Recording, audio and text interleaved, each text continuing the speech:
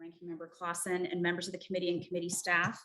Everyone can hear okay, and we're all getting picked up before I go too far in? Okay, good. We're always pleased when the technology works for us too. It's a victory every single time. So I want to recognize that we have members of the university's Board of Regents with us today. I see Regent McMillan and Regent Svigum is on his way, so he may be joining us momentarily. I also have with me colleagues, Senior Vice President for Finance and Operations, Byron. You'll hear momentarily from our Dean of the College of Food, Agriculture, and Natural Resources, Brian Bohr, both of whom I will introduce formally in just a few moments to share some additional comments. I'd also like to recognize our Chief Government Relations Officer, JD Burton, who I know all of you know, and our VP and Budget Director, Julie Tonninson, who's over here with us too, who can help with questions and other details. So of course, I want to start by expressing our great appreciation for this committee's strong ongoing support. We've worked together in a lot of ways, some very traditional and some very novel over these last few years, and over these last 170 years that the university has been serving the state of Minnesota. And I know we have the same shared goals of furthering this success, serving our students, serving our citizens, and then also advancing our important and longstanding partnership and thinking about what that means. So members of the committee, it's in the context of all this and with all this in mind that I'm very pleased to present to you our supplemental budget proposal. So the supplemental proposal we bring before you today, like last year actually, is a direct reflection of our system focus that we've captured through our relatively new now, last year it was brand new, system-wide strategic plan, MPACT 2025. During the development of this plan, we benefited greatly from your feedback and the feedback of a variety of constituencies on campus around the state and some national feedback too. And I really hope you see that feedback reflected in the goals and action items and metrics of that plan and how we're holding ourselves accountable, how we're measuring our impact, how we're focusing our attention, and ultimately how we're fulfilling our mission. Ultimately, MPACT 2025 has been guiding our choices that we've made before the pandemic, during the pandemic, and into the future. It reflects our priorities, our needs, and the strategic planning underway to keep Minnesota's only land-grant research institution world-class and innovative, but also accessible and anchored with a sense of place in service to the state of Minnesota. So we've just finished year one of the plan. It was quite a year to launch a strategic plan, as you might imagine, but there have been some really amazing results. And I just want to go through that at a high level before we launch in the details, because it's all connected. So we've had some meaningful and transformative outcomes this past year. We welcomed the most Minnesotan class in half a century and the most diverse class in the history of the institution. We increased our four-year graduation rate to its highest point in half a century. We took some really robust steps to contain student debt, now with over 40% of our system graduates graduating with no debt at all. We've kept tuition low, below the rate of inflation for several years in a row now, and we've created a tuition-free program for the families that need it most, who earn at $50,000 or less, and a complementary program that's more generous for our Native American tribal members from the state of Minnesota, while also delivering financial aid for families who are above that level. It's just at that level where the tuition is guaranteed. And this focus on affordability and accessibility has been taking place while also looking at overall administrative cost, and doing so in a way that has guaranteed that we haven't sacrificed quality or impact and innovation.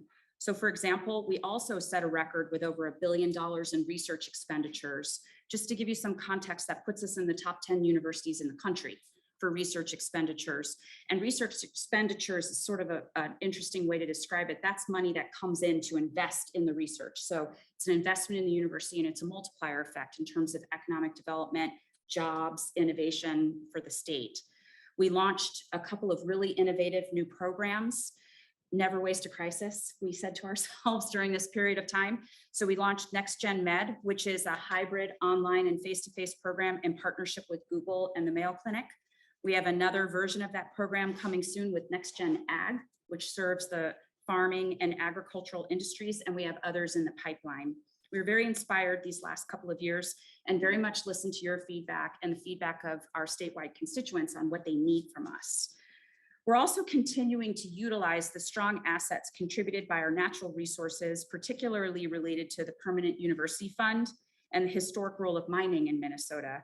For many years, the Permanent University Fund has helped to provide Iron Range scholarship resources to students around the state and endowed chairs for teaching and funding for minerals research. We're really grateful for this unique benefit that provides the University, Minnesota students, and our economy overall such a boost. All of this happened, of course, like all of us in this room and everyone watching, while we were all navigating a global pandemic. We were front and center in service to the pandemic around treatment and cures and testing. And we're very honored to have been able to serve in that way, both locally and across the world.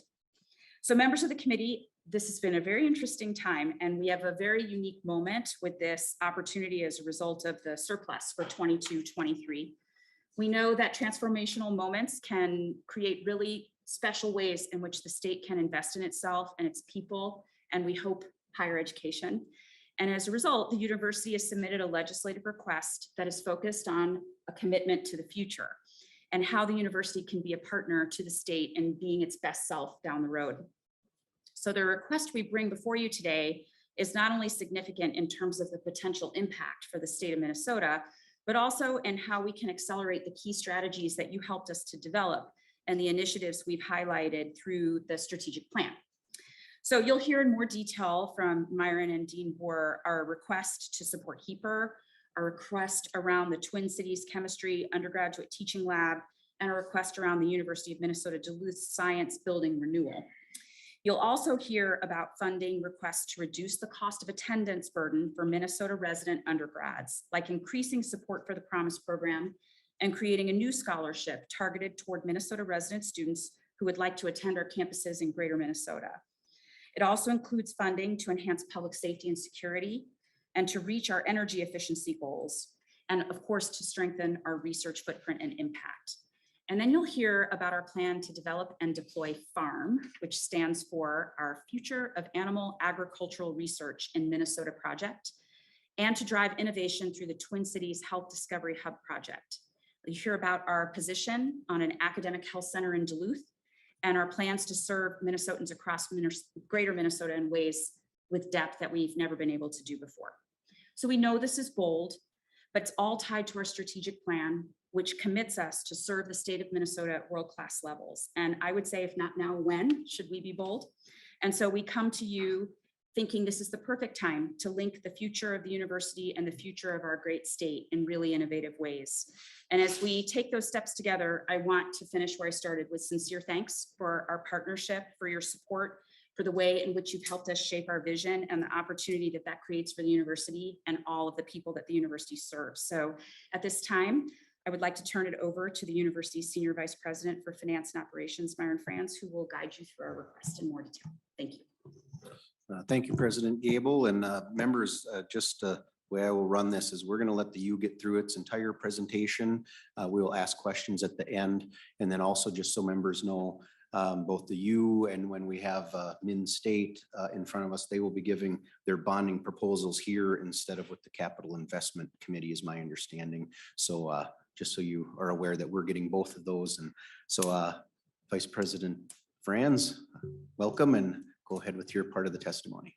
Thank you, Mr. Vice Chair. And I want to note for the record that Vice Chair Sviggum of the Board of Regents has joined us. Thank you, Mr. Sviggum. And also Vice President Bertelson, University Services, is here to answer questions too. So good afternoon, Chair Tomasoni, Vice Chair Rarick, Ranking Member Clausen, members of the committee and committee staff. My name is Myron Franz, Senior Vice President for Finance and Operations. And I look forward to walking through the details. I mean, what can be more fun for me than walking through the details? So let's go. The first thing I want to do on this first slide is to break down the different categories that we have for you. The first, on the left column, you'll see our request for recurring investments total $75 million. That accounts for about 8% of the total request. The majority of the recurring request is for a $60 million proposal to increase scholarships for our students. But the request also includes $5 million for student services, and the remaining $10 million is for safety and security proposals. The remaining 92% of the university request is for two types of non-recurring requests. First, $175 million in new non-recurring project needs. Let me explain that. These projects are not generally considered to be eligible for general obligation bonding. Projects in this category will enhance safety, security, and sustainability. And I'll summarize those in just a moment. Second, $685.6 million includes projects that we traditionally consider to be eligible for general obligation bonding. These include new facilities, design funds, and capital renewal needs that we refer to all around here as HEAPR, obviously higher education asset preservation and replacement. The university's capital request is the largest component of our overall request, and it is reflective of the significant capital renewal needs that we have at the university.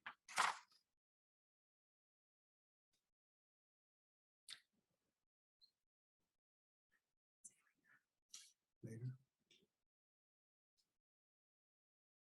Do later.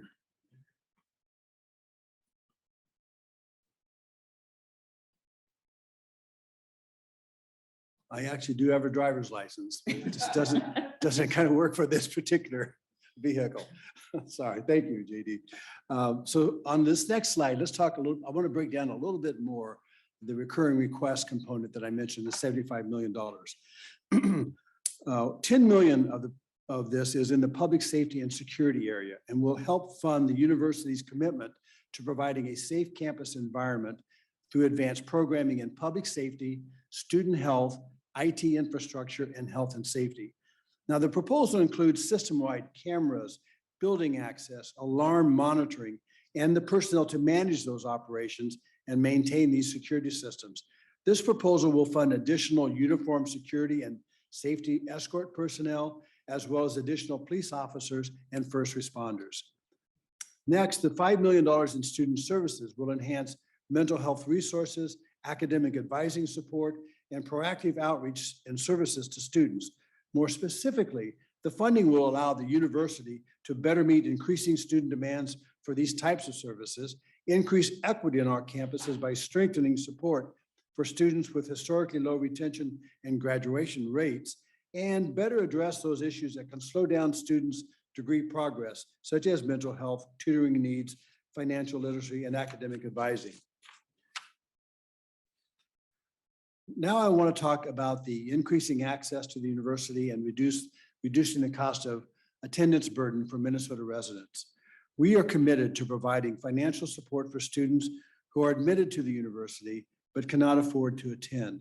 In addition to federal grants like the Pell Grant, the Minnesota State Grant Program, and donor support, we have numerous system-wide scholarship and financial aid programs designed to help meet our goal of affordability for admitted students.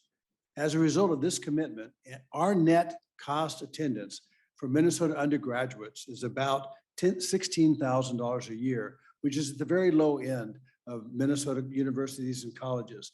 Net cost of attendance is the cost of attendance minus the total gifts received. Now, despite this array of resources, we know there's more to do to help students afford college and avoid graduating with debt.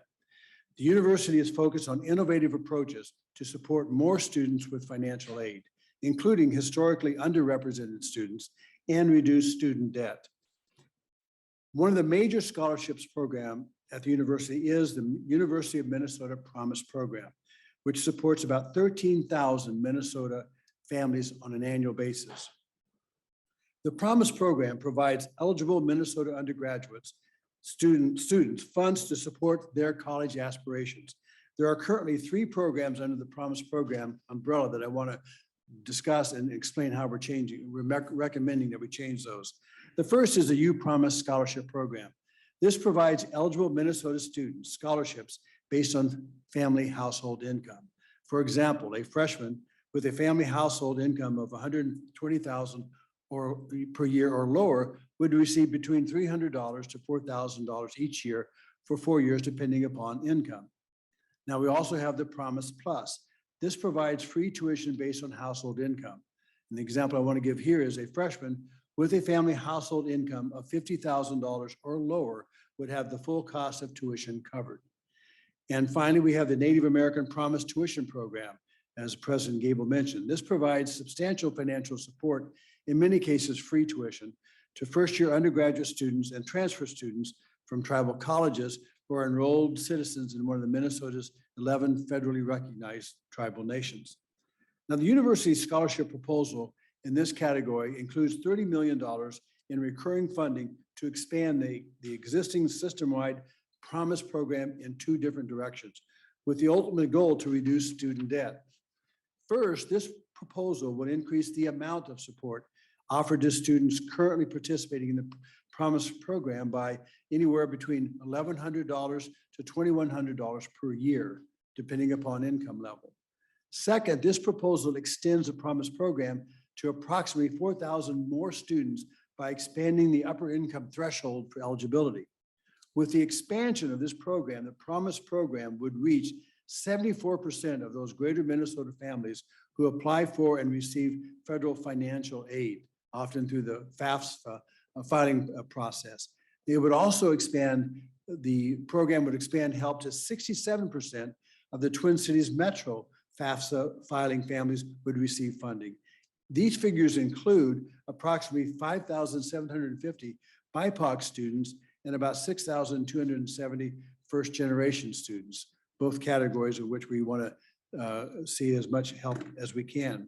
Now, if this request, the $30 million for expanding the Promise scholarship is funded, the number of Minnesota families supported through the Promise program would increase from over 13,000 a year to over 17,000 families across all campuses. And ultimately, we will minimize student loan debt and reduce the amount of families who have to borrow for their family members to attend the University of Minnesota. Now, the second component of this scholarship program you can see is the Greater Minnesota Scholarship. The second component is for $30 million in recurring funds to create a new Greater Minnesota Scholarship to attract and retain students to our campuses in Crookston, Duluth, Morris, and Rochester. The new scholarship would provide $3,000 to $4,000 in year one to every Minnesota resident entering as a freshman at those campuses, and an additional $4,000 to $5,000 for each of those same students spread over enrollment for the following 2 to 4 years. This program is over and above all other existing aid programs, including the Promise program. We estimate that the program will support 8,500 students to about 9,500 students per year when fully phased in. This scholarship will provide strong financial incentive for students to enroll in these campuses and enable more Minnesota residents to attend the University of Minnesota in the greater Minnesota campuses. I'd like to now turn our attention to the supplemental one-time request that I mentioned earlier. The University of Minnesota has continually prioritized campus safety to enhance the university experience and support the campus community. The university recommends as an investment of $100 million in additional safety and security personnel and adding safety and security infrastructure to all 5 campuses. Responding quickly and effectively to emergency situations is a key factor to keeping our communities safe. Safety systems and emergency responders are more successful when our campuses have industry-recognized cameras, access, and lighting systems in place. This part of the request also helps to better secure unauthorized access to the university's most secure and sensitive information systems. And it protects the data contained in them by mitigating future vulnerabilities and by building a technical infrastructure and processes that help protect us against cybersecurity threats in the future. The $85 million for sustainability and innovative research follows our strategic plan for building a fully sustainable future, including demonstrating leadership in sustainability and advancing environmental research. First, the $75 million of this funding would be for energy and sustainability planning on campus solar, conversion of campus vehicles from gas to electric, and a significant investment in geothermal hot water heating for the campuses. Geothermal is one of the more efficient and technologies that we have and addresses one of the largest components of the university carbon footprint, heating and cooling our buildings. The $10 million of funding in this proposal will fund applied research at the Natural Resources and Research Institute. The funding will expand laboratory space for aquatic ecology, ecology, and water management, forestry and wildlife studies, and mineral research in Duluth. The request will also fund a new mineral processing and metallurgy building in Coleraine with equipment and capabilities to support the Iron and Minerals of the Future research program in partnership with the state, federal, and industry leaders. Another priority of our board has been the state capital request, as many of you know. Our 10-year capital renewal need is over $5 billion and growing each year. We are asking the state to provide $400 million of capital renewal funding, or HEAPR, in this request. As a reminder, we have over 30 million square feet of buildings system-wide. We have over 900 roofs. We have 26 million square feet of windows, which is about 540 football fields. We have over 450 elevator units. We have accessibility projects underway and buildings that need fire sprinklers.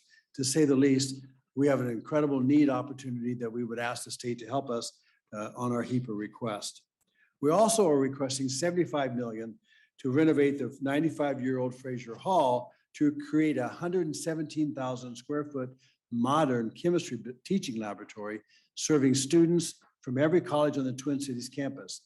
This building will provide 18 active learning laboratories serving high-demand STEM courses with space for lab preparation, academic support, and collaborative learning.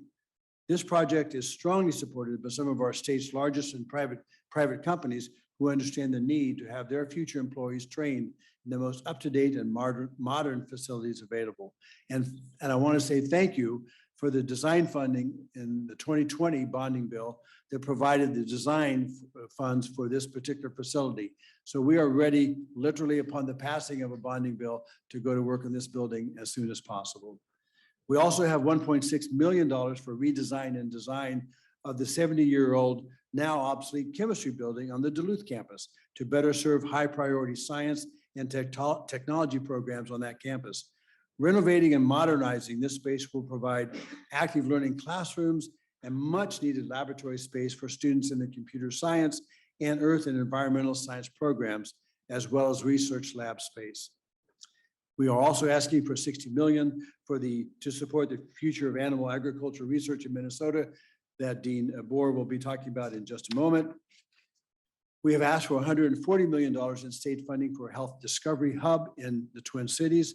This would support the construction of a new 75,000 square foot facility on the Twin Cities campus to serve as the hub for university clinical research activities. This is an essential component of a world-class academic medical center. This building will improve Minnesotans' access to advanced treatments, state-of-the-art care, and cross-collaborative health teams. You may recall this facility was formerly called the Clinical Research Facility. This new proposal would move this project up a year in our plans from the 2023 session to now to enable the university to make progress sooner on this much needed program. The proposed Health Discovery Hub is the second of two facilities that were recommended by the Governor's Blue Ribbon Commission of 2015. The first facility was the Health Sciences Education Center, which was opened in 2020. And lastly, I want to talk about the $12 million for design of the Academic Health Center in Duluth. The university requests $12 million in state funding to design a new academic health facility in the Duluth Medical District to provide high-demand healthcare education and interprofessional training. In 2019, the state legislature designated $97.2 million in bonding toward improvements in the Duluth Regional Exchange District, now referred to as the Duluth Medical District. This was in partnership with the city of Duluth, which has invested $10 million in public improvements already. This investment by the University of Minnesota is consistent with the improvements for this area and would further impact the regional direction of that medical district. The proposed university facility will include teaching spaces, clinical research spaces that will be designed and built based on the needs of the university community and fully integrated with the amenities and features of the broader Duluth Medical District in conformity and in collaboration with Essentia Health Systems and St. Luke's. The last thing I want to mention about this venture in Duluth is that this collaboration would also improve access to quality healthcare in northern Minnesota and rural communities, allow us to better partner with communities and tribal nations to provide access to healthcare for historically underserved patients in greater Minnesota. And at this time, I'd like to ask Dean Bohr to come up and talk to you about the farm project. Thank you, Senior Vice President Franz. And so now we will have Dean Burr. Please introduce yourself for the record and begin your testimony. Good afternoon. I'm Brian Bourne. I'm Dean of the College of Food, Agricultural, and Natural Resource Sciences at the University of Minnesota. Thank you, Chair Tomasoni and Vice Chair Rark, and members of the committee for inviting me here today. And thank you for the opportunity to provide this informational presentation on the future of advanced agricultural research in Minnesota. I do want to recognize before I begin the support of the University of Minnesota Board of Regents in bringing this project forward, as well as President Gable, and for their strong support of Minnesota's agriculture and food-related sectors in advancing this opportunity. Minnesota is a global leader in agricultural and food systems, and the University of Minnesota has been a partner since its founding. Our agricultural and food research programs have contributed discoveries that have ranged from improvements in dairy cattle genetics through embryo transfer to developing new crop varieties from apples to wheat and new crops like kernza that both improve our environmental outcomes and increase profitability for farmers. Throughout our history, we've also developed the talent Minnesota needs to enable our farms, businesses, and supporting government and NGO partners to thrive and grow by offering science-based curriculum in food, agricultural, and natural resources. Key platforms in delivering these results are the fields and facilities we operate that include our 10 research and outreach centers across the state of Minnesota, as well as our St. Paul campus right here in the middle of the Twin Cities. However, these living laboratories need significant modernization and investment if we're to continue to advance Minnesota's competitiveness as an investment if we are as a global leader in agriculture. Farm represents that opportunity to reinvest in a state-of-the-art integrated research platform that ties animal agriculture and crop systems into a One Health construct that recognizes ag, food, natural resources as the system it is. By developing farm as an intentional integrated design, we can deliver a one-of-a-kind system of leapfrog innovations such as remote sensing technologies, robotics, and biological technologies in modern production systems that capture subtle interactions we can use to identify, analyze, and solve some of the most challenging problems facing agriculture and deliver those solutions where needed to farmers. In partnership with Riverland College in Austin, Farm represents a vertical educational opportunity for advancing next-gen talent for all of agriculture and food systems. Farm's educational vision includes K-12, two-year technical degrees, bachelor's degrees, as well as graduate degrees, and outreach to the broader community to bring them into the science of agriculture as well. This fully complements Farm's integrated experiential research strategy and is equally critical for delivering the talent to drive our future agricultural systems and rural communities development in today's modern agricultural sector.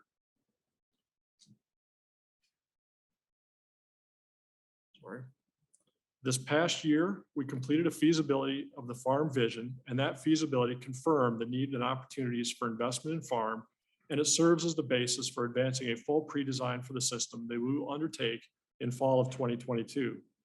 In collaboration with Riverland Community College, a successful feasibility evaluation affirmed a private partnership opportunity with the Hormel Foundation that resulted in their pledging $60 million to support farm pending the success of the pre-design, site selection, and additional investment and business partnerships to complete the projected $220 million project. The capital request by the University of Minnesota for $60 million from the state of Minnesota is a major step forward to support this Minnesota-wide effort to drive the future competitiveness of Minnesota's agricultural economy. The feasibility also estimated that the annual direct economic impact from operations of farm itself is $18 million.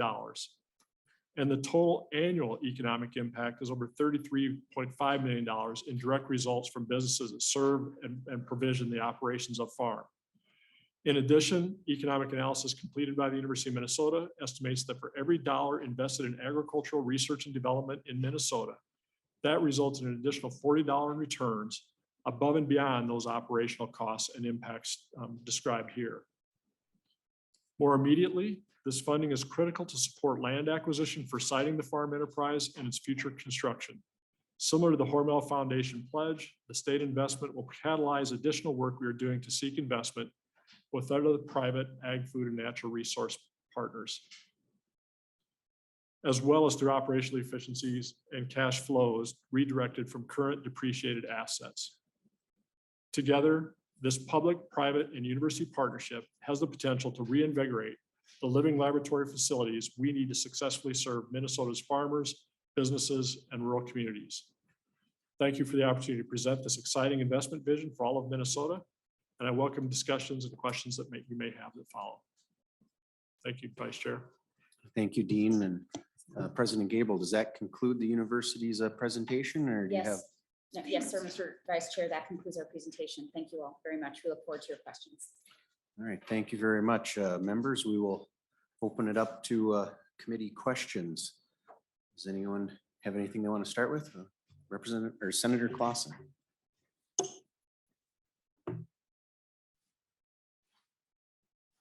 I have a question for Dr. Burns, but I'll direct it to Vice President Friends. I've got a question for you, so we'll do that one first. Okay. Really appreciate the promise programs that you described. Question I have is talking about sustainability for these programs. What do you see as far as the sustainability for that? You know, when will we run out of $30 million? What's the plan going forward for sustainability? Mr. Vice Chair. Senior Senator, Vice President. I just wanted to make I'm sorry, I'm getting another thing popping up here, so I got it. I think I have it.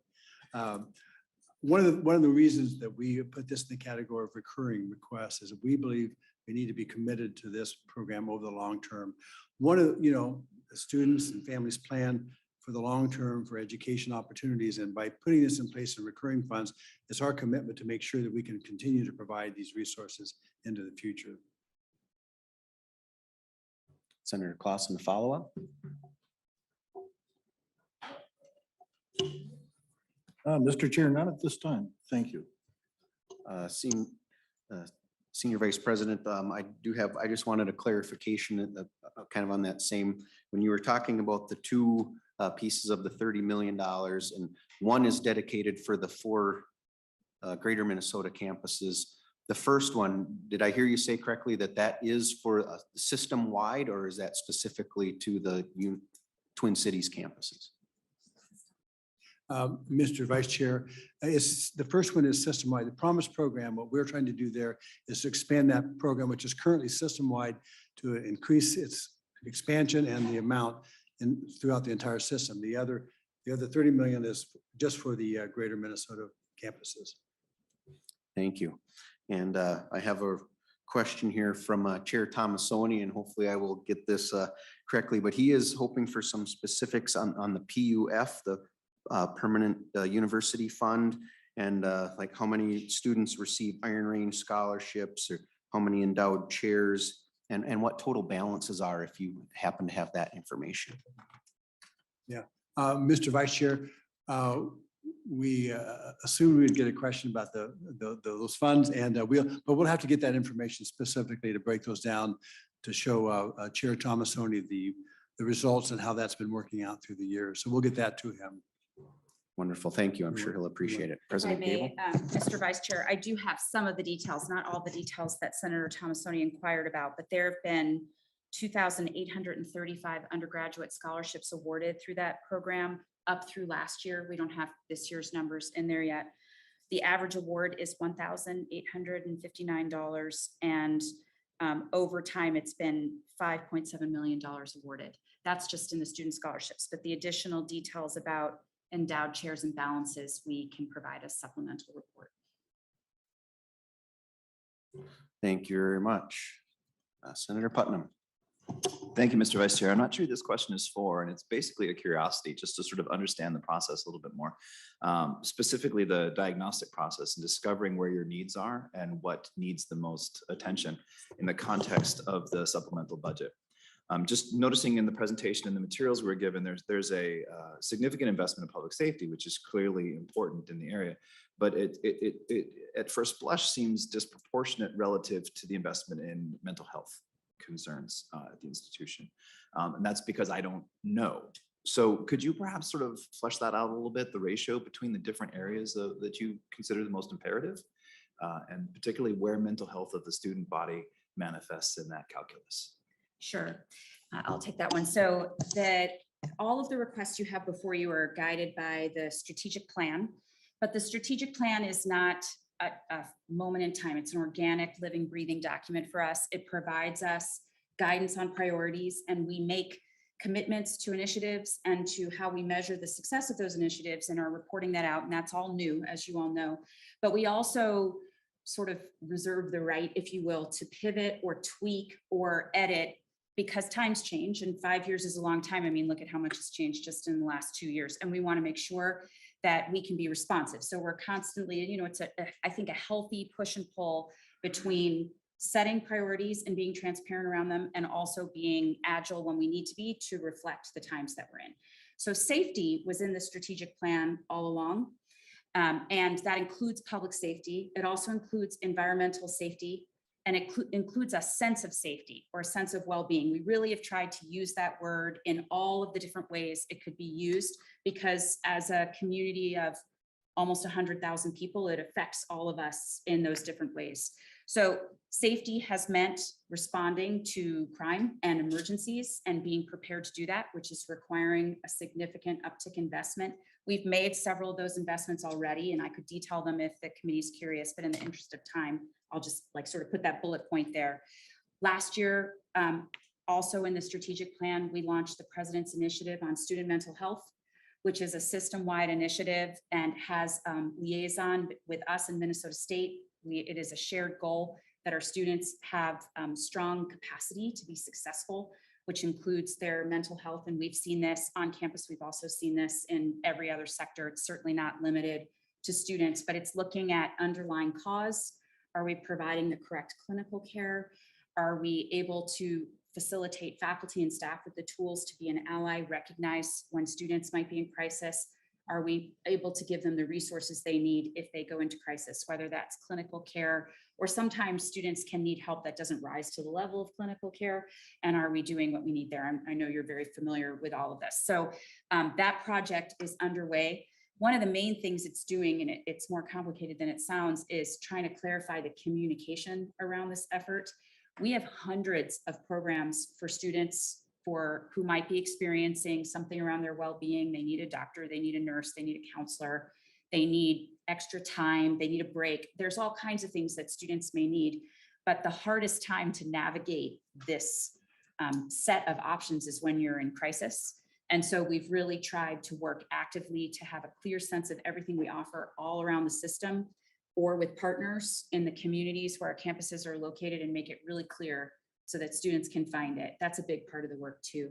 But all of that is under an umbrella. So I wouldn't call them disproportionate. They're just a reflection of what is percolated up through campus consultation and community consultation, and then what we think it would cost to move the needle in each of those areas. Follow-up, Senator Putnam or Senior Vice President? Vice Chair Barry, I would add, Senator, that one of the issues that may seem to be disproportionate is the fact there's a lot of infrastructure that we need to take care of with the safety areas, both in terms of the environmental safety that the President mentioned, public safety, and the infrastructure that goes with it. So, infrastructure is a kind of a big theme, right? But we have those same issues. And that's why that particular area, there's some nuts and bolts that go with some of that too. Thank you. And I guess for me, a little bit of follow-up as we bring up the public safety piece.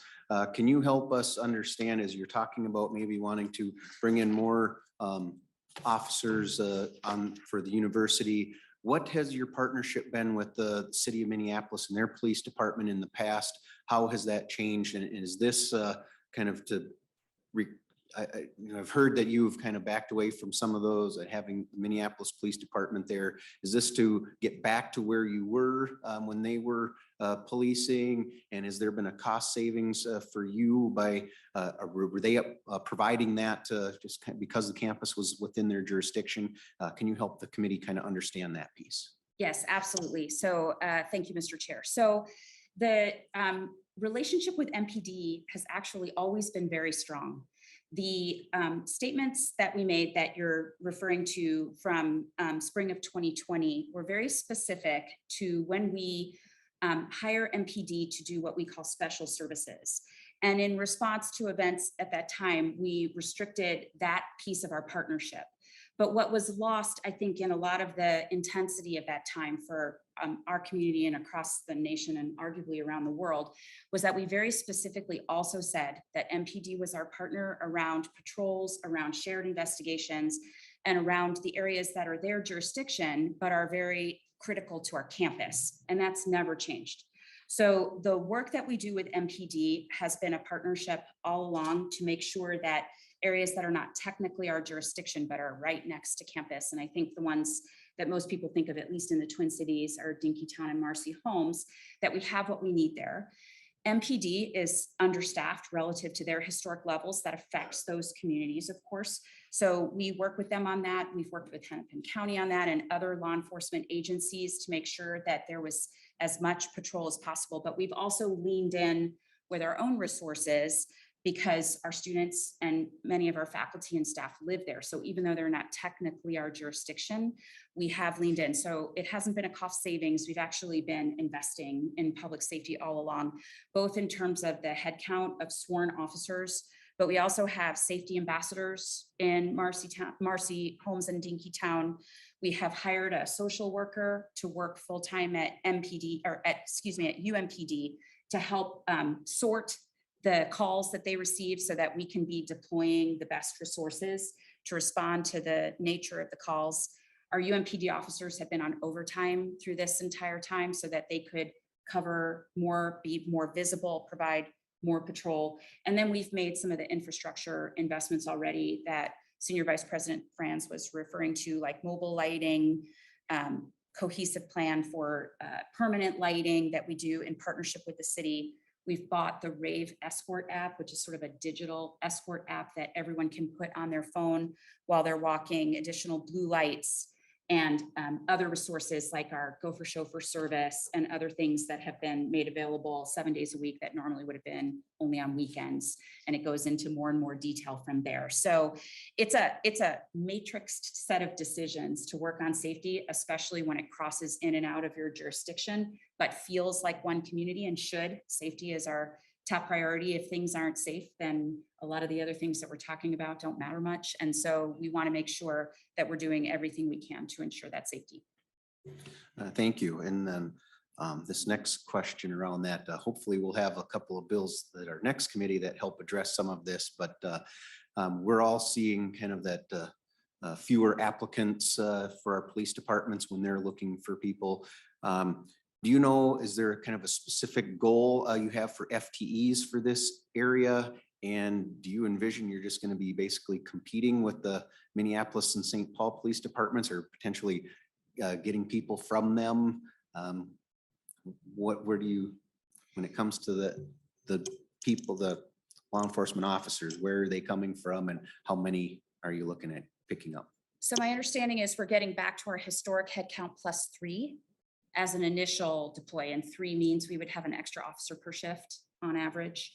And then we would reassess and see if we need more. That's the initial goal. Most of our recent, because I get to swear them in, most of our recent officers have come through the academy. So they're rather than transfer.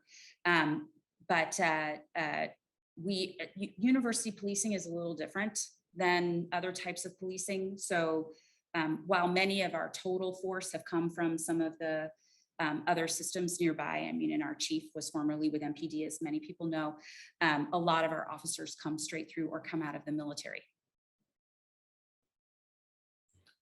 Thank you. And then I guess as we're looking at this request, can you help us again? I know you've presented this in the past, but the used total operating budget, how much of that is covered by endowments, maybe alumni source resources that come in? Help us understand what the total budget is and what sources we use to help offset so that the state is not covering everything. Mr. Vice Chair, I'm going to ask Vice President Thompson to come up. It's a great question and the specifics in the details. Vice President Thompson, come up. Thank you. Vice President Tolleson, thank you. Good afternoon. My name is Julie Tonneson. I'm the Budget Director for the University of Minnesota. Mr. Vice Chair and Committee, we can provide you the specifics, but just in general, of our total budgets, it's a $4 billion budget this year.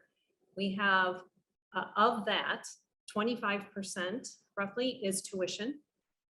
Another 15% or so comes from the state of Minnesota in terms of the O&M appropriation. 8% roughly is our businesses. That's student housing, dining, parking, bookstores, those types of things. Another 15% or so, I might be off on a percent here or there, but 15% or so is miscellaneous revenues. That would be the royalty income, the sales to, wherever, those kinds of things. And then the final piece is restricted, and there's roughly 35 to 40% of our budget is restricted sources. And that includes gifts, endowment earnings, grants for research projects and those types of things. And the restricted state, special, and federal appropriations would be in that 35 to 40% as well. Because those funds, as you know, are dedicated by the source to very specific purposes. So we can't move them around the institution. So that's why we categorize them separately. Thank you. So like if income from patents or research, was that in the miscellaneous or in the restricted That would be category? in the miscellaneous 15%, which is technically at the institutional level unrestricted, used for operations in those particular areas that generate the income. But it is part of that 15% rather than the 35 to 40. Thank you very much. Sure. Senator Goggin. Thank you, Mr. Chair. I was intrigued with the student debt. All we hear is that higher education is unaffordable, but yet we've got 41% of the undergrads in the system graduate with no debt, and 45% undergrads at the Twin Cities campus leave with no debt. How is that calculated or measured? How do you come up with those percentages? And that is a combination of, what the family pays, what they get for grants or scholarships or anything like that. I just curious how you get there, because that number really struck me is pretty incredible that almost 50% of our students are walking out with without any debt. I can say my two boys weren't that fortunate. So Is this Senior Vice President Franz or President Gable? I'll start and then he can fix whatever I mess up, but thank you, Mr. Chair. Senator, so the way that financial aid works is, of course, as you know, with kids in school, and I have kids in school too, it's a combination of programs if you qualify. And then there are scholarships that either come through need or through merit. Like those are basically the tools, is what the family or the student themselves pays, what they programmatically receive if you qualify because of the characteristic or need, and then what you might earn. And there's a combination in that of federal, state, and philanthropic support for all of those things. There's also, though, this whole other layer that goes into how we work with students to control their costs. We give them a lot of education so that they don't overborrow, because you would be surprised at how we don't lend them the money. Other entities do, and we don't want them to take any more debt than what they actually need. So we provide that education, and also things like work study or other ways in which they can create a total package of all of these programs employment and education on their own financial health so that they can keep their debt load as low as possible, make sure they're aware of every resource that's available to them. And then so that contributes to what Senior Vice President Franz was describing earlier as the difference between the actual cost, the sticker price, and the net cost, which is significantly lower for the vast majority of our students. Very few people pay the full sticker price. Unless you're my child, apparently then you pay the full sticker price, but that's another story for another day. So that is how we've been able to keep the actual debt down. So the sticker price can give you sticker shock that we're aware, but the actual price is generally speaking much lower, especially for the families that need it most. And a lot of what we're seeking today is ways to continually close that gap so that fewer and fewer students need to take debt. It's part of our strategic plan to lower debt. And we stay below the national average, but we want to do better than that. I have a few more questions if I could. Mr. Senator Chairman.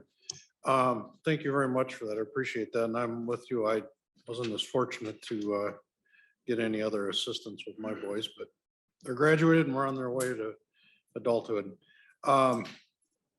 In regards to the supplemental one-time request, we make this investment, but what are the ongoing O&M costs to maintain these one-time purchases or projects like, for example, installing geothermal? I know that's not cheap. I know it's not inexpensive to repair pumps on those systems, for example. So I'm just curious if you have the information or study that says, you know, we do this investment, but this is what our annual ongoing costs are going to be estimated to be. Senior Vice President. Mr. Chair and Senator, you know, one of the things we try to do, especially in the area you're mentioning, in the sustainability area, is to make sure that we monitor what's the long-term value of the investment, right? Because a lot of the costs we have on this campus is, we have big campuses and a lot of costs. So some of the infrastructure that we're trying to change with respect to sustainability or better energy sources is to reduce that overall cost. So that has a tremendous ongoing O&M effect for us. So we do very specifically look toward these investments. And that's why some of the non-recurring investments that we mentioned up front in terms of sustainability category, in terms of geothermal, use of geothermal technology or more solar technology. The goal there is to reduce the cost of ongoing operations, which is one of our big costs. So we do, and we can provide you with some information about the long-term effects of these investments now that we hope will reduce the overall cost of the university going forward. And you know, the same thing is true whether you have new windows or whether you put in a new HVAC system. We have a lot of buildings that are 100 years or close to 100 years old that are great bones, but they need some new structure. And those structures often are very inefficient. And so that's a big part of our goal that Vice President Bertelsen is engaged in, is assessing where are these buildings, whether it's the roof or the HVAC or the lighting or the heating source, where are they on this list of efficient or not efficient? And what can we do to that building or the campus in general in terms of the overall heating that can reduce those costs? So we're always looking toward that future dollar and how we can make these dollars that we get from the state and tuition go further in these buildings and on the campus. One more Senator question, Mr. Gogner. Chair. Yep. Thank you. And lastly, you talked about 30 million square feet of buildings throughout the system. And then you also mentioned the Duluth Medical facility. Is that going to be built in one of our existing buildings, or is that going to be a new building that's going to be added to our 30 million square foot of buildings? Mr. Senior Chair. Vice President. Great question. The two parts to that. The first issue is about the total square footage. You know, we've learned a lot in the last several years about how we work together, how we come together, and we're already making changes in the way that we office people, we come together in certain ways, becoming, I think, we're going to become much more efficient and effective in doing that in ways that really reduce our overall footprint going forward. So our goal is not to increase that footprint without good reason. For example, the new chemistry teaching building on the Twin Cities campus. We're doing it because the need for that facility so greatly outweighs, and we don't have really good space to redo and make that work in some existing space. So the decision to add square footage is a very serious one. And we have to be very aware that that decision is the right one to make. The facility in Duluth would be a new facility that would be built in the Duluth Medical District campus, close to both St. Luke's and Essentia, but in that district. So that is a case where we would build a new building because we just don't have any, there's just nothing there that we could fit our current programming into.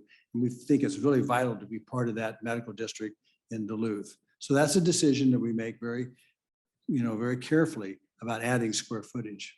And if I may, Mr. Vice Chair, just as an add-on to what Senior Vice President Franz was saying, that the Duluth Health Enterprise, by moving our clinical training in medicine and pharmacy into that corridor, that is the best and most efficient way that we can then offer the impact of that training both in Duluth and around greater Minnesota, because sitting within the health corridor is an amplifier that training doctors and pharmacists and nurses and other clinical providers changes the way in which you provide care.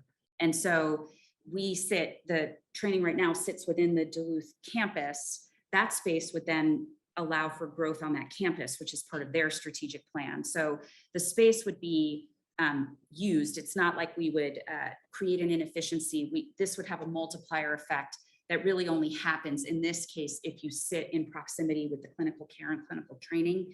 And then we would reprogram the Duluth space to serve those students and those teachings and that program.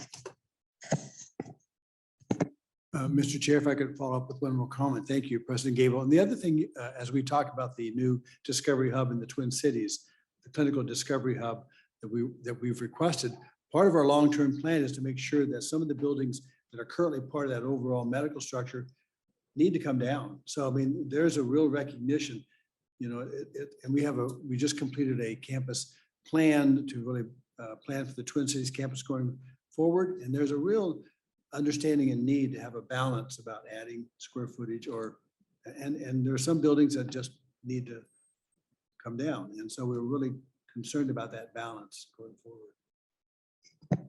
Good. Thank you, Mr. Chair. And you answered my next question. So I was going to ask, we look at the useful life of buildings or equipment and things like that. And at some point, it becomes, ineffective inefficient to repurpose a building, especially when you get to the 100-year-old plus buildings we have. Some of them probably have asbestos in there, so it gets very, very expensive to do any changes to them and do the abatement and things like that. So I'm just glad you're looking at all of the buildings and assessing the viability of them. Thank you. Mr. Chair, thank you, Senator. In fact, have you been to the new redone Pillsbury building? Well, then come, I'll show you around. I mean, that is an example of where one of the earliest buildings on campus. It's a beautiful building from the outside. It's going to be a lot longer than all of us.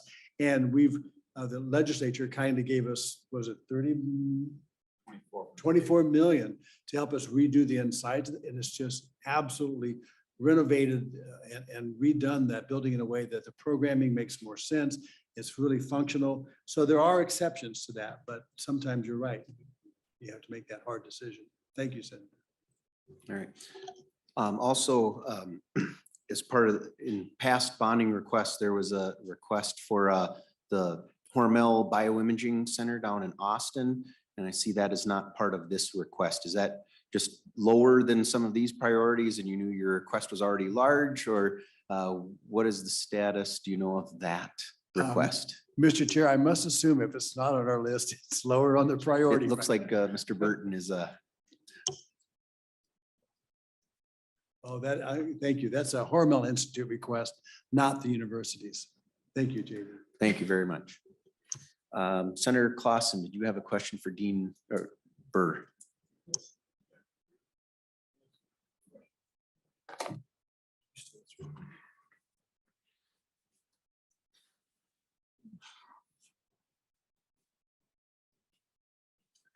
When I was on campus for our bonding committee back in January. I asked a question about the farm and connecting that to the Umore property. The Umore property is in my Senate district. And after some considerable thought about the conversation we had, is there a role that that property will serve in part of that farm proposal that you're looking at? And if not, maybe a little bit about where do you see that property going in the future as far as playing a role with the University of Minnesota and the agricultural department? Vice Chair, Senator Clausen, thanks for the question. Yeah, Rosemont is a critical part of our research and outreach center system, and we operate that as a system. One of the elements with Rosemont is it provides a proximal place that students, grad students in particular, day to day can do research on that site. One of the unique aspects that affects all of our research outreach centers is their place-based research. And one of the things we've done at Rosemont is we do atmospheric interactions with soils and crops. So it's basically carbon release or sequestration, some of the major issues in the environment. We know that farmland for 100 years like nobody else does, right? And so the value of that land is literally irreplaceable in our system because it allows us to know at that site, with those cropping systems, with those treatments, what's happening. We can build on that in the future. So we have every intention to maintain that site as Rosemont. I will say that one of our challenges, of course, like many places proximate to the Twin Cities, is development is always a prospect, but we view that as highly valuable. And in fact, as we've looked at, as you know, there's gravel mining on that site now. We've identified where those areas are within that we view as centrally critical to that work. So our intention is to keep that as part of our system and to utilize that for agricultural research going forward. Just a comment. Every year, your department has a field trip for us, and I always attend that, and it's always interesting to interact with the professors and the students that are doing that graduate research out there. So I understand the value of that facility to the University of Minnesota, not only the university, but just generally to research in general that takes place there. So I think it's a great asset for the University of Minnesota. It was a great investment for $1 after World War II when it served as an arms munitions factory. So it's a great facility. It's close to the metro area and they do a lot of great research there. So I appreciate those comments. Thank you. Thank you. Right, President Gable, I have another question. I know I was not in this presentation, but I've been hearing a number of things that one of the things the university is talking about is that we're at an all-time high in enrollment. But I'm just kind of wondering, I guess just enrollment to me is not a measure of success. So I'm just wondering, do you track things like how many of your students are graduating in that 4-year period? How many are getting a career in the degree area that they've come for? Are they getting a good return on their investment? Rather than just looking at enrollment numbers, can you kind of talk to us about, do you track that and where are your numbers at in those regards?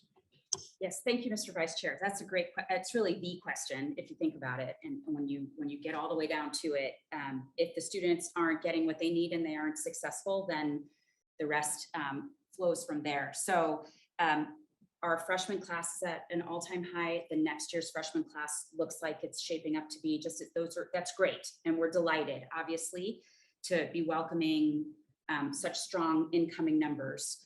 We track several key metrics to make sure that once they come in, they continue what we call to persist, is the term, the vocabulary that we use, and then ultimately to graduate and then either to go to grad school or get a job or go into whatever it is they want to do, into the military, into whatever their choice, that they have the tools they need to live the life that they want to live after graduation.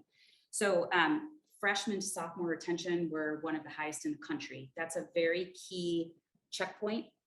Because a lot of the attrition happens when they come and say, this is nationally speaking, oh, this isn't for me, and they roll out. And that's actually a very critical time because you incur a lot of debt if you're inclined to do so in that first year. And you want to make sure that that debt is an investment, as you say, so that if it's debt, it's good debt. Or if you're out of the workforce for a year, it's good. If you're paying tuition, even if you can afford it and don't need debt, that it's a good investment. So freshman to sophomore retention, we're one of the highest in the country. Our 4-year and 6-year graduation rates are also up. We are the fastest growing graduation rate amongst all doctoral granting institutions. So of all universities that grant a PhD, our graduation rate is improving the most and the fastest. We report 4-year and 6-year graduation rates under the strategic plan in our dashboard. These are all now publicly available and transparent. They were always publicly available, but they were hard to find. And now we're making them front and center on the dashboard, and we'll update them every year as part of our commitment to transparency. And then associated with that, we're keeping tuition below inflation. We've done that for years now, and we're specifically trying to target financial aid, as we've been talking about, to drive down students who need to take on debt. So the total package should be, and is our commitment, is our mission, that you are coming in at an accessible price point for you that reflects your needs. You're getting the services you need, you're getting the education you need, and then you're set up for success afterwards. And then we lather, rinse, and repeat for each group that comes in. And what happens is these students graduate and get jobs and live happy lives and cheer for the Gophers or the Bulldogs around the system, Regent McMillan, and we, Senator Tomassoni, and we go from there. So those are all the critical measures, and they're all transparently available and tied to the strategic plan. Thank you. And do you look at the programs and the degrees you're offering and look at things that might have outlived their kind of in where we're going today? And are you canceling programs that aren't providing a career path that might be offer a livable wage? Or those things you look at throughout the system? There's a lot, Mr. Vice Chairman and members of the committee, there's a lot of analysis on what academic programs we offer, what student organizations we offer. This is a sort of a living, breathing life cycle thing. There are different reasons why we would launch a program and different reasons why we would end a program. So launching a program is pretty tied to opportunity. You know, the workforce demands are shifting, the technology is shifting. This is exactly what's inspiring Next Gen Med and Next Gen Ag. And some of our programs, the science or the underlying learning changes and it becomes sort of irrelevant. There's an absence of student demand, but we look at things pretty holistically around earning potential. So we use things like placement, which is a pretty, shortest distance between 2 points measure. That's one of our measures. But we also look at longer term data that the Department of Labor tracks, state level and national. And there's some sort of relatively surprising trends that we see there. So for example, some of the majors that may have lower starting salaries and a less obvious path start to even out in about year 3 or 5 because the skills that they learn become translatable into jobs.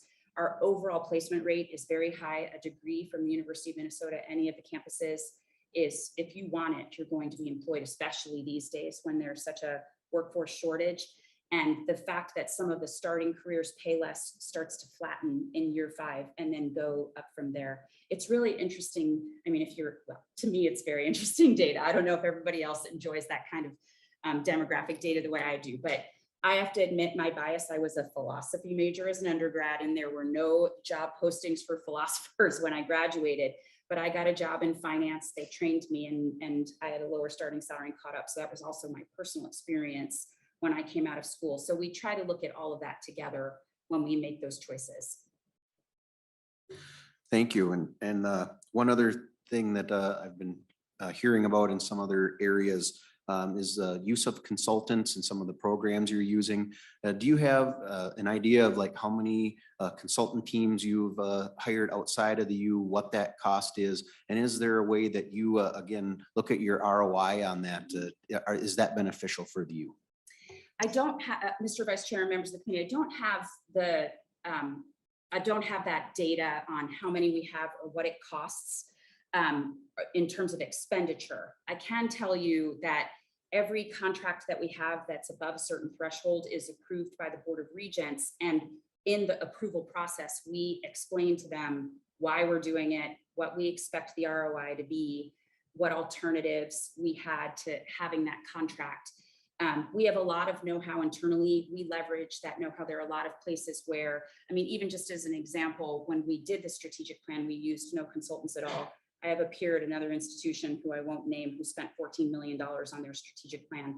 And I might be biased, but I like ours better. So we are really very conscientious about when we use them. And the intent is to have every time we spend on a consultant have a yield. One of the most notable working examples we have right now is our PEAK program. This is our administrative overhead program. I mean, we hear you all in your expectation that we lower administrative overhead. We feel the same way. Everything we're spending on overhead, we want to spend on students and research in the same way that you would expect from us.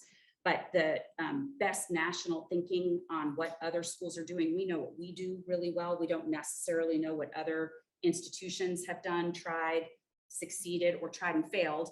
And so we think that is a worthwhile expenditure to have a third party help us get that right. And it should yield far more than what we're spending on it. We are, but we could provide detail on that if the committee would like to hear it. Just let us know and we'll prepare a summary for you. Yeah, thank you. I know that is one specifically. I know your cost on that one, I believe, is 1.75 million. Do you envision probably minimum of $10 million in savings through that or more?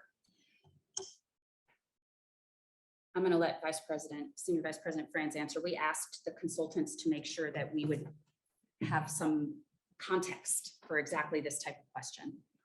Yeah, and that's Mr. Chair, Mr. Vice Chair, and thank you, President Gable. It's an important question because you do want to get a yield. You do want to get a return when you bring in folks to help these projects. And on this one in particular, we feel that it's going to be far exceed that estimate because the ability from the university point of view to engage in this analysis and work to make sure that we do things more effectively, more efficiently, more collaboratively, is going to, I think, have a really resounding effect and across the university. So I'm very excited about this opportunity, although it's a lot of work. And I used to be 6'4" and a lot of hair about a year before this thing started. But the point is, though, if you don't focus and get involved and roll your sleeves up and work with your consultant, you're not going to have the return that you want at the end of that period. So we're really quite excited about what we think is going to be delivered on this contract. Thank you. And now maybe probably the most uncomfortable question. I know there were concerns, President Gable, as your contract negotiations were happening. People were asking, what is this going to lead to if you get that kind of a raise? How many other administrative folks are going to be asking for a raise? We now see that the athletic director is getting a raise. Do you have any kind of a grasp on what type of cost we're going to see through administrative raises coming up in the next year or two at the University of Minnesota? Just as between cost of living and people asking for raises to stay at the university as compared to going somewhere else. Yes, so I want to say, Mr. Vice Chair and members of the committee, that I am a public servant, so I think it's a totally legitimate question, and I don't want anybody to feel awkward about asking it. I think it's something that we should discuss publicly. So it's a question that I was asked when I was interviewed as a candidate too, and that we have been asked basically every time we hire somebody in the ways that are more public. I mean, the ones that certainly come before the Board of Regents and therefore reviewed publicly, but that we discuss internally every time we hire. And we make our salary decisions based on performance assessment and markets. And it is a competitive marketplace for talent at every level. And so we strive as an institution, and I'm as an employee of that institution, to put our employees on average in the center of the market. And that's something that we're continuously doing. And I know there could be debate or dislike for the market. I mean, there are people who I pay more than I would like to pay, and I may be one of those people for some of you, but the entire decision is based on an assessment of the quality of the performance and then the market for the salary. And I sit, even after the raise, at the bottom of my peer group. So that is just the facts of the market for university presidents. And also in my case, I'm the system president and the campus chancellor. For many of my peers, they only have one of those jobs, and I do both. So you're getting two for the price of one in my case. With the athletic director, that's not as a result of my raise. He is reviewed periodically. If you look historically, on average, we have looked at his contract every 2 years. The market is moving really fast in athletics, and I know a lot of people disagree with that, but they have a market too, and he is delivering the highest GPAs, the highest graduation rates, winning records across our sports with coaches who are doing things the right way, that make us really proud to cheer for the team, and with a lot of optimism about the future too around the program. A lot of people want him. He's on the National Basketball Committee, which is one of the highest profile recognitions of his role nationally. Several of his coaches have been named Coach of the Year nationally. He's doing a really good job. We need to keep him. And so we want him to stay in the middle of his group. He'd fallen behind in the last 2 years, so we put him back in the middle. So those kinds of conversations you will hear, but they're not a domino effect from the fact that my contract was looked at. Again, they're just the nature of a competitive marketplace. Thank you. And I know number of people you alluded to it. I am one. I believe that, as we look at the markets, it's when you're talking about, and we look at it, say, the Big Ten, that's a very small market, and it tends to escalate itself because it's so small. So I think that's a conversation hopefully to be had, and it's not the only one. As a sports fan, it drives me crazy watching what a quarterback in the NFL makes today, or things like that. So, but I think those are questions that need to be asked about the market. Is that, are we self-inflating by competing with one another in such a small group? So I do not see any other questions from the committee. I do want to put one bug in the ear. We have a committee hearing next week around the 3 sports programs that were canceled. And the one question that I am going to ask right away that I'm hoping to get an answer for is like the number 1 or maybe top 2 reasons why those 2 programs were canceled, so that we can kind of dig into that and address that. So, but otherwise, President Gable, do you have any final remarks or comments you would like to give the committee? Thank you, Mr. Vice Chair. Just to restate our appreciation for our time with you today, for your engagement and questions. And of course, if there's follow-up, we would be delighted. Just let us know, and we look forward to working with you as we work through the session. So thank you all very much. Thank you very much, everyone, for the presentation today. And with that, the committee is adjourned.